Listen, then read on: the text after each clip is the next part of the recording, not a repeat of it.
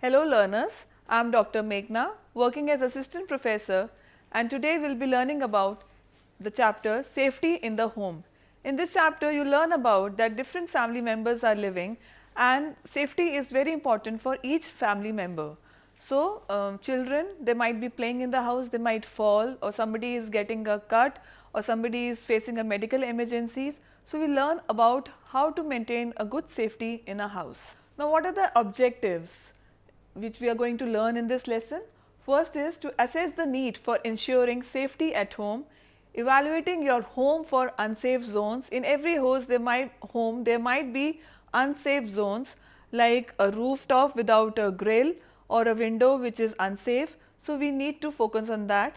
Another objective is adopt safety measures for a safe home, to suggest first aid measures for accidents, to recognize the importance of tying bandages when somebody is hurt.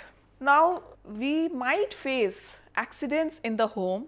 Certain common accidents which people might face in the home. First is the burns and the scars.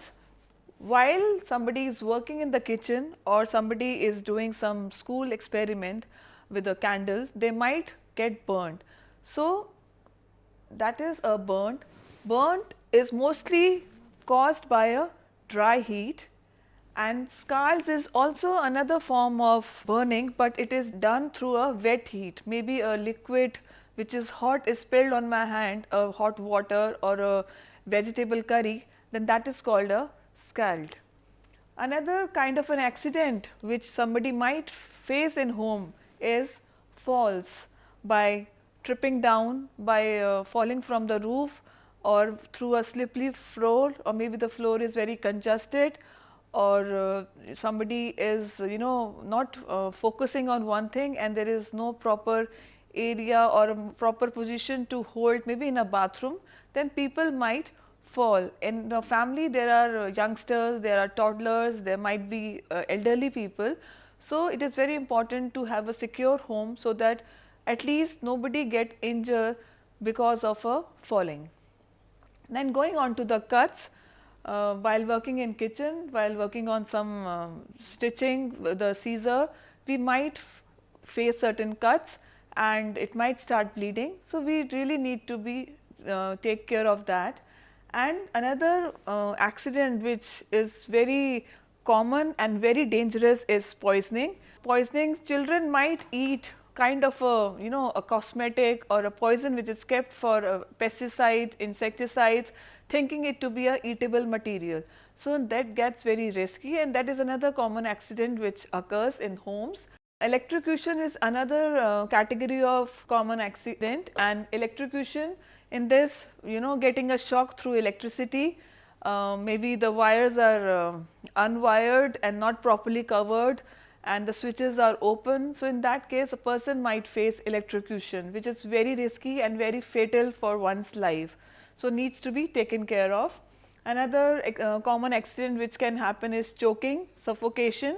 In this, lot of a child may have eaten something, swallowed some smaller part of a toy or something which adult has kept for himself, then his throat might get choked and he might suffocate himself, or people are sleeping and they are not aware that the heater is burning inside the room and they have all closed the doors and windows. In that case they might face the suffocation and die. So these are very common accidents and very dangerous. So we really need to take care of these accidents. You can see from the picture, maybe there is certain acid is kept, so for floor cleaning, so it might, a child might come near it and might burn himself.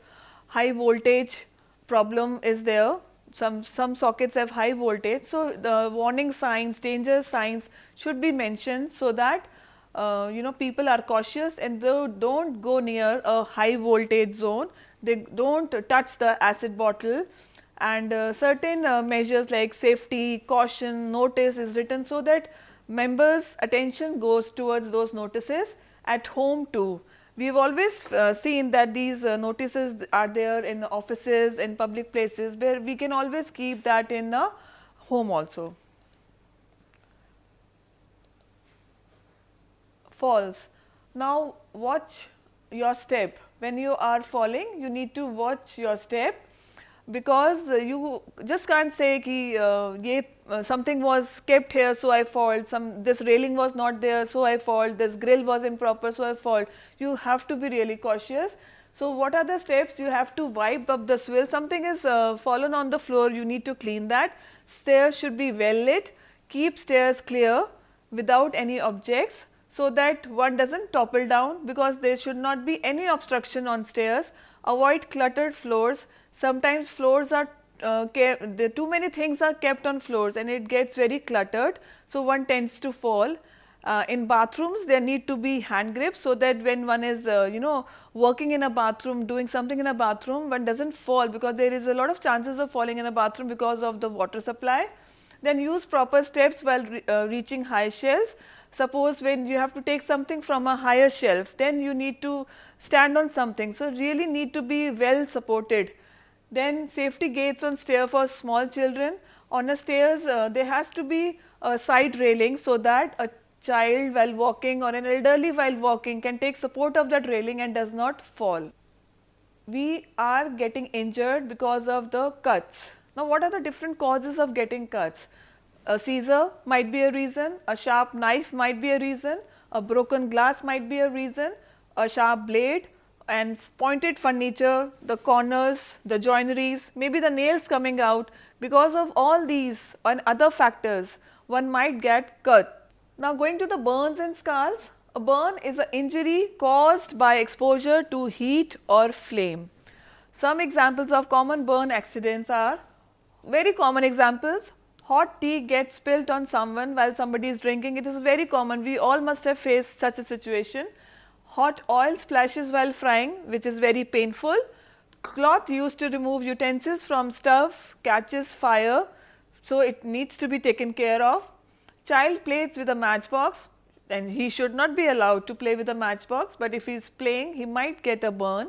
Kerosene oil being filed while the oil stove is lit, so it might be very risky. Cooking oil kept near the gas stove might catch a fire and it might give us burns. Inflammable liquids like acids, chemicals carelessly stored are very risky and we might burn ourselves. Lighted cigarettes and hot ashes thrown carelessly on the garbage might lit the fire, so it has to be taken care of. Worn out wires that may lead to short circuit and overheating. So the wires, the electricity supply in the house needs to be taken care of. We should not leave any wires uncovered, and we should check if there is a short circuit. We should check and get it corrected immediately. Two or more appliances used in one socket. Suppose there is a socket, you have applied ironing plug also and a TV plug also. Too much of overloading on one plug and a socket is going to get fire at times. And open lamps or burning candles kept near the window curtains might catch fire and the people might get burned, so it has to be taken care of. Cooking gas cylinder leaks, so one needs to check the cooking gas cylinder is proper, and these days we have cooking gas through pipes also, so for that leakage also we need to check.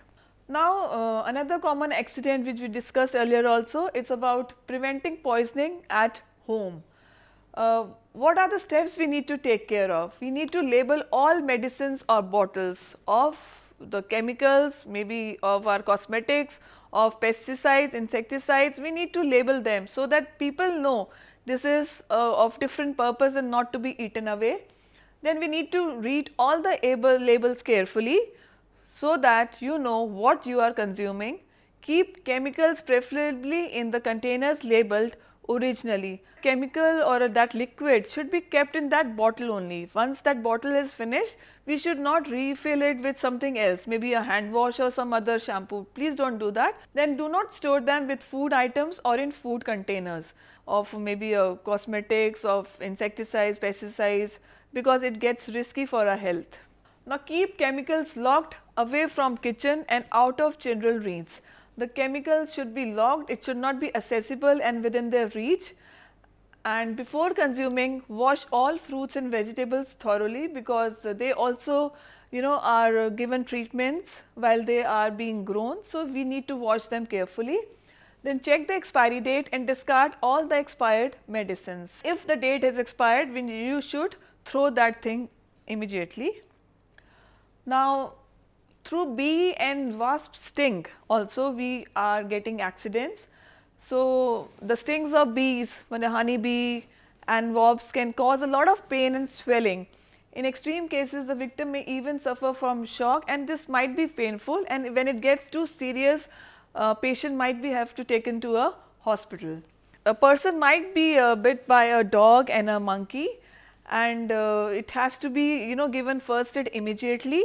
Maybe you can wash the wound immediately, and then doctor can be called or the patient can be taken to the hospital.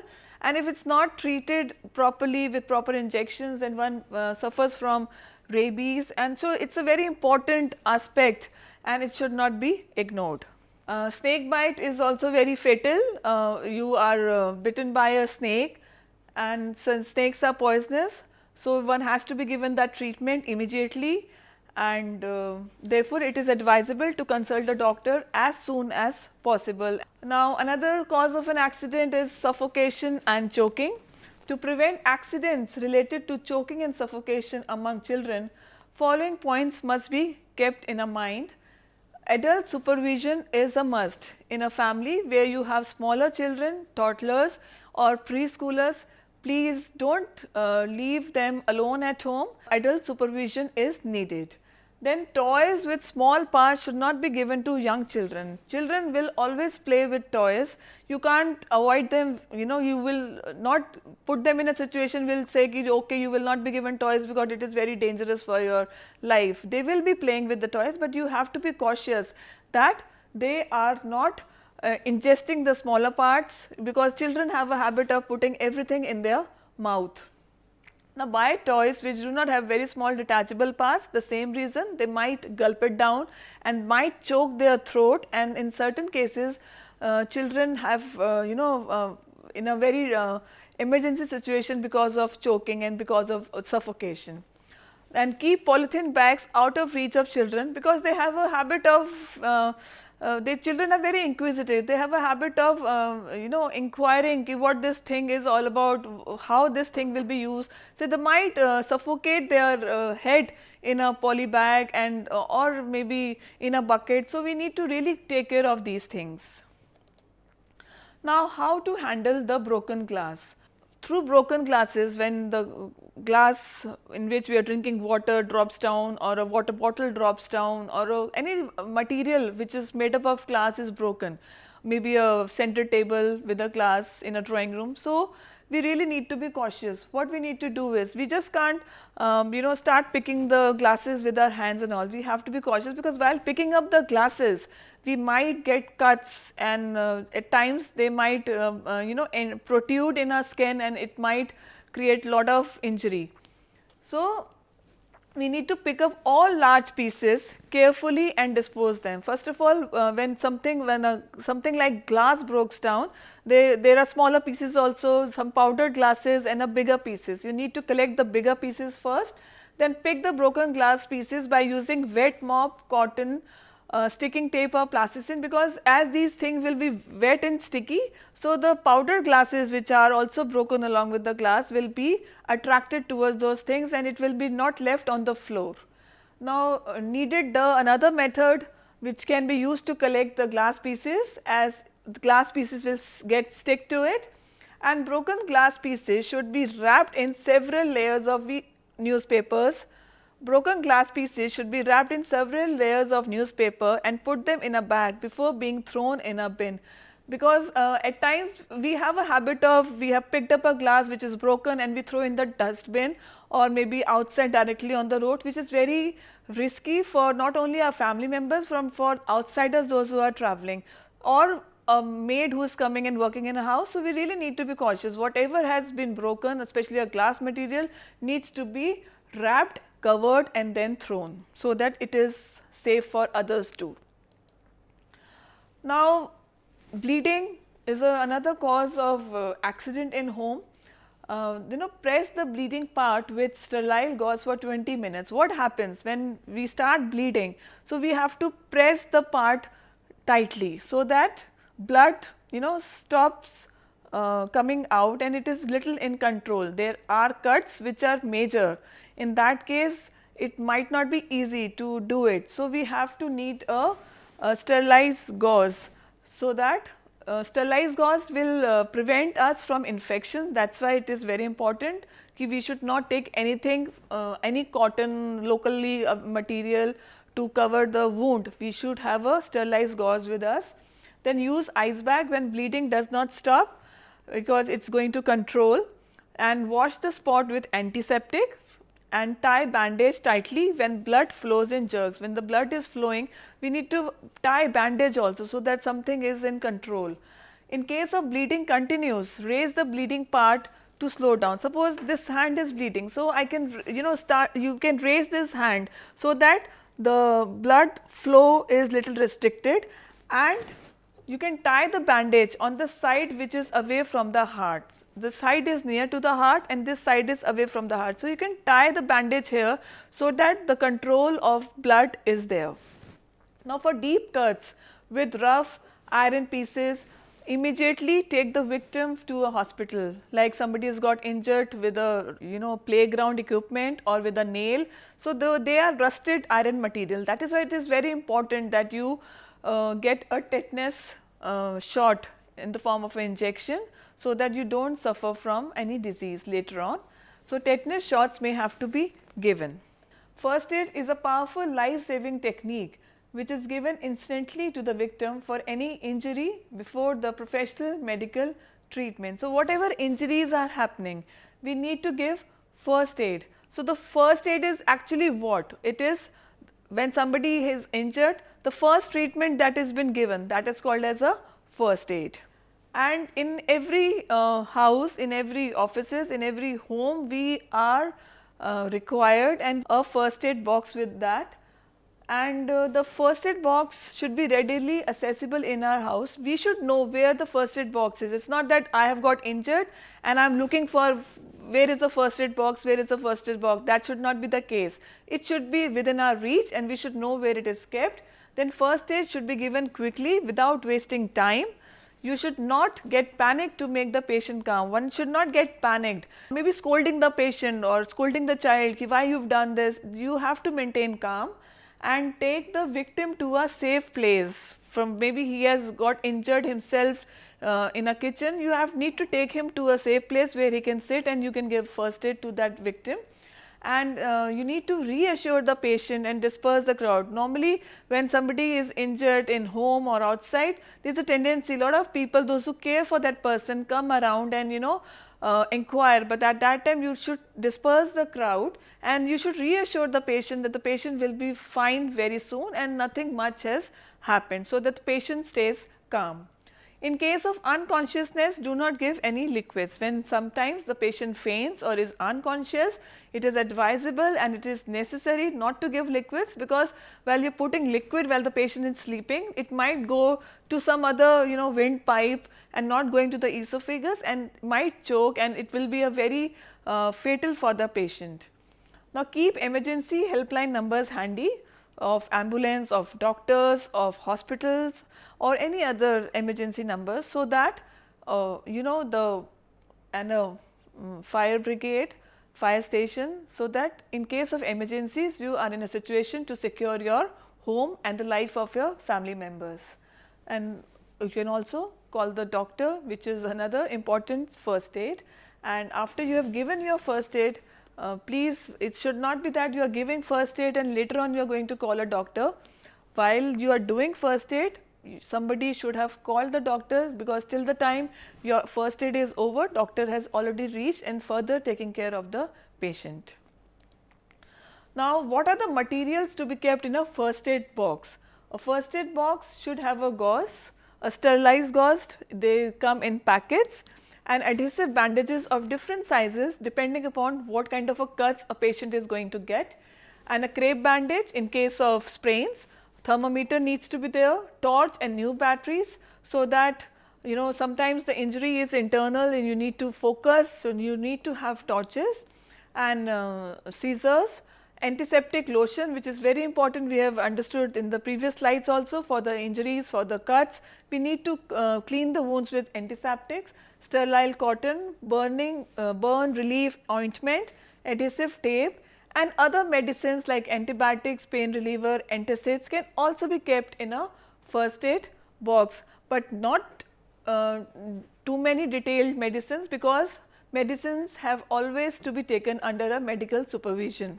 Safety first is a very important aspect in our lives. It is our right, it is our important need which we cannot sacrifice, because by sacrificing unsafe homes, we are going to sacrifice our life, which is very precious. Hope you have understood the chapter well. Thank you.